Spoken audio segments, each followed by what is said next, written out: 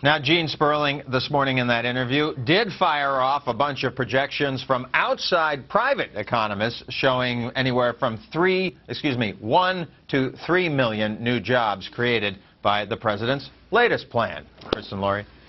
Thanks, Peter. We appreciate it. 1 job to 3 million. I know what Peter meant, 1 million to 3 million, but I'm surprised that we haven't gotten a projection from the administration. It's going to create between 1 job and 3 million jobs, all right? Well, because they missed it the first time around with the first. But let's talk to our next guest about this, because that's an important point about the job speech last night, and a lot of people are wondering just the same thing. So where does the plan go from here? Joining us with some nonpartisan analysis, Daily Briefing editor for CQ Roll Call, David Hawkings, back with us. David, wonderful to see you. All right, so you do put out this nonpartisan newsletter every day. So you know the different proposals. What do you think is the best chance of actually becoming reality?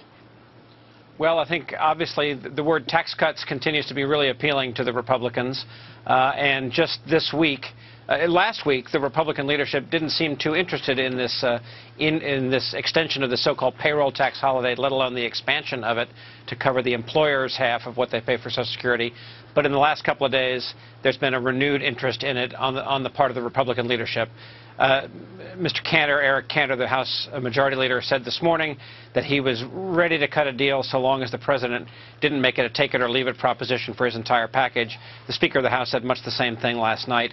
I would think it would start with that the tax cut provisions being the most popular. The President had a compelling argument to make last night when he said to the Republicans in the room, those of you who've signed a no new tax pledge, now's not the time to make a carve-out for this tax cut for the middle class. So that seems to be, it's the big ticket item in the President's package and the one likeliest to go through. The ones least likeliest to go through, I would think, would be the construction money for roads and bridges and for schools, even though the President made his very clever examples to be a bridge that connects Speaker Boehner's part of Ohio to Mitch McConnell's Kentucky.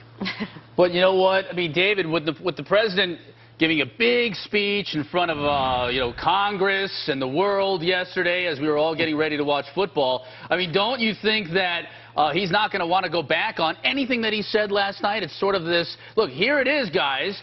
Take it or leave it. We're not going to piecemeal this thing.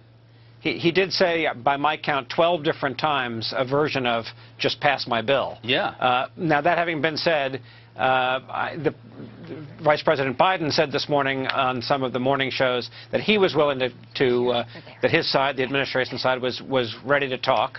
And so I would say no, the President's bill will not happen 100%. I think the President would claim a victory if he got a little bit more than half of what he wants. But we're not going to see any action on this. As your reporters just said, it'll be at least a week before the legislative language comes up, and then this whole assignment is going to be turned over to the so-called super committee. They seem like the likely group in Congress that is going to take the jobs package and mesh it together with this giant deficit reduction package that we're supposed to see by Thanksgiving, in part because that will allow them to, critics would say, to fuzzy up the accounting as to how this is going to be paid for, and supporters of this group would say it's going to allow them to make even bigger discussions, deliberations about deficit reduction. Now, David, why no economic impact or jobs created forecast in the second stimulus from the administration? Oh, I think for exactly what you all just had on air, which is politically, the Republicans have hung it around the President's neck time and again that this boast about how many jobs would be created by the 2009 stimulus didn't come true. And they're reluctant to go down that road again and predict with any kind of certainty how many jobs will be created. The other reason is that truth be told, I don't think it's all that ambitious. Maybe 1 million to 3 million jobs. That sounds at first blush a little ambitious to me, certainly the 3 million end of things. It takes a lot of money to create jobs in this, federal money to create jobs in this country, and this, while it's more ambitious than it was just a few days ago, remember a few days ago it was a $300 billion plan. It's grown by 50% just since the details started leaking out. Even that amount of money doesn't go a very long way from the government to create jobs. David Hawkings, pleasure. Thanks. We always have to consider where those jobs are permanent.